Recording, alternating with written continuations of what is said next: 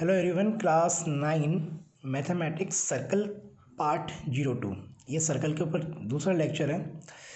हमारी डेफिनेशन चल रही थी सर्कल की, उसके टाइप्स चल रहे थे, उसकी प्रॉपर्टीज़ का डिस्कशन कर रहे थे। Tangent, segment, sector, radius, diameter, इनका डिस्कशन हमने पार्ट 1 में कर लिया था। अब हम बात करते हैं कॉर्ड की।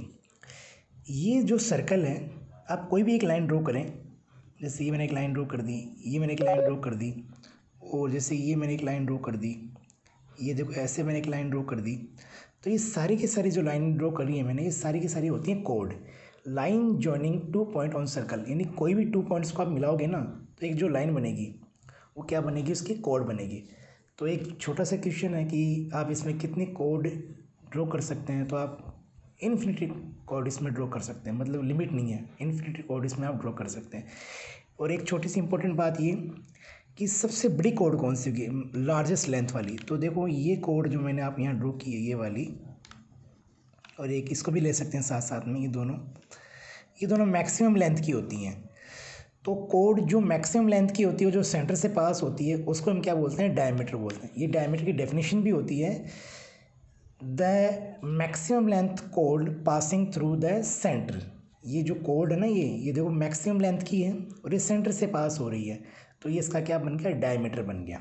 ओके, सेकंड एग्जाम्पल प्रॉपर्टी, एक सर्कल का डायग्राम बनाया मैंने। ये देखो, ये सर्कल का एक पार्ट है, ए से लेके बी तक, इसको हम बोलते हैं आर्क। ये सर्कल का कोई भी पार्ट ले सकते हैं, यहाँ से लेके यहाँ तक ले लो आप। तो इस पार्ट को मैंने बोल दिया ए बी, इसको हम डिनोट करते हैं इस साइड से, इस तरह से। ए बी के ऊपर मैंने ऐसा सिंबल यूज कर लिया। तो इसका मतलब ये होता है कि ये जो ए से और बी के बीच की जो लेंथ है ना, ये गोल गोल घूमी हुई, इस लेंथ को ये शो कर रहा है, ए बी आर्क। इसको हम कैसे पढ़ते हैं, ए बी आर्क। सेक्टर मैंने डायग्राम बनाया था पार्ट 1 में कि ये सेक्टर का डायग्राम है। इसका एक फॉर्मूला होता है एरिया फाइंड करने का, θ/360 multiply pi R square, θ/360 multiply pi R square. ये सेक्टर है, जो मैंने बताया था पिज़्ज़ा का पीस होता है। थीटा बेसिकली होता है जो यहाँ पे एंगल बनता है सेंटर के ऊपर। ये मान लो यहाँ पे 30 डिग्री है, मैंने एग्जांपल लिया है। आर इक्वल टू मान लो 7 मीटर है आपकी, और आपको फाइंड करना है कि ये एरिया कितना होगा। तो इस एरिया का formula θ/360 multiply pi R square. Theta की वैल्यू आपने 30 डिग्री वैल्यू पुट कर दी जो आपको गिवन थी, 360 एग्जिटेज आ गया। पाई की वैल्यू 22.7 होती है, मैंने बताया आपको। आर स्क्वायर मीन्स आर को आप 2 टाइम नोट करेंगे मल्टीप्लाई करके। आर 7 है तो 7 मल्टीप्लाई 7, अगर यहाँ पर क्यूब होता तो 7 मल्टीप्लाई 7 मल्टीप्लाई 7 आ जाता।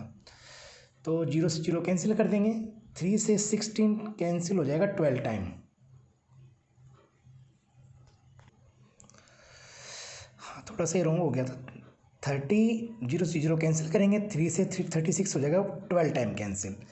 ये 7 से 7 को कैंसिल कर देंगे आप, तो यहाँ पे आपका आएगा 1/12, फिर 22 मल्टीप्लाई 7।